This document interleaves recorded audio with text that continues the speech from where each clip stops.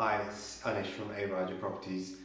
I'm here at the house in Hucknall that I've done a few videos on in the last few months, and I thought I was at the end of the refurb and I thought I was ready to go, ready to rent it out, but I've hit a slight snag, so I thought I'd do a quick video and just show you how even experienced investors come across problems right at the end, just when we thought that we'd done everything we needed to do to this property.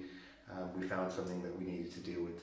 So I'll turn the video around and just explain what's going on. But in the meantime, I just thought I'd show you the chandeliers I've got in this house. It's not my taste. This was in the house when we bought it, and it's all right. It's in decent nick. It looks quite smart when you look at the featured wallpaper as well. So we kept that. We've got the same sort of thing in the next room, but I'll just show you where we've had a slight hitch.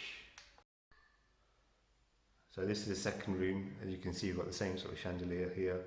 The lights are flickering and might need to change one or two of the bulbs there. I have put new ones in, but you might remember that I actually got this wall damp proofed.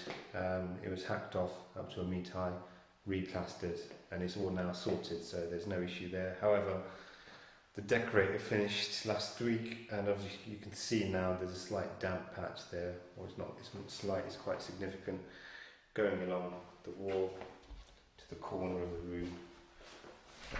If you feel your hand there, it is slightly damp. Unfortunately, this was something that I didn't notice at the very beginning.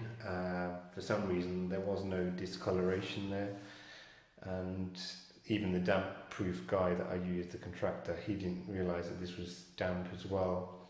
It's only since we redecorated, and hopefully you find that the colour scheme is quite nice, quite light grey, but that kind of brings out the damp.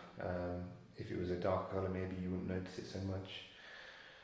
But yeah, that's the slight issue we've got now. I'm going to have to call my damp contractor again, and he's going to have to probably take all that off, hack off the plaster up to 1 metre high, replaster it, and then wait for it to dry, and then I'll have to redecorate it. So obviously this is going to cost additional money, and it's going to take a few more weeks now, which is disappointing, but it just goes to show that even experienced investors and people that have done multiple refurbs, stumble somewhere along the line.